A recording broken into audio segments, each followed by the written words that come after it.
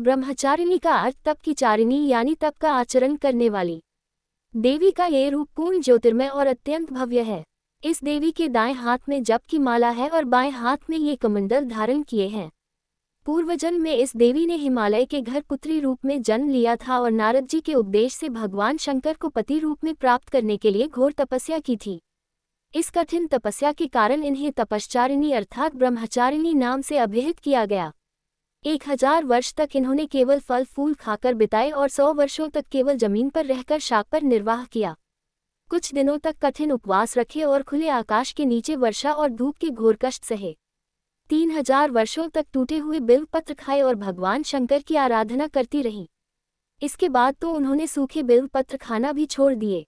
कई हजार वर्षों तक निर्जल और निराहार रहकर तपस्या करती रहीं। पत्तों को खाना छोड़ देने के कारण ही इनका नाम अपर्णा नाम पड़ गया। कठिन तपस्या के कारण देवी का शरीर एकदम क्षीण हो गया। देवता, ऋषि, सिद्धगण, मुनि सभी ने ब्रह्मचारिणी की तपस्या को अभूतपूर्व पुण्य कृत्य बताया, सराहना की और कहा, हे देवी, आज तक किसी ने इस तरह की कठोर तपस्या नहीं की। ये तुम्ही से ही संभव थी। तुम्हारी मनोकामना परिपूर्ण होगी और भगवान चंद्रमौली शिवजी तुम्हें पति रूप में प्राप्त होंगे।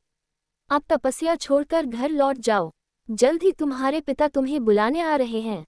इस देवी की कथा का सार यह है कि जीवन के कठिन संघर्षों में भी मन विचलित नहीं होना चाहिए।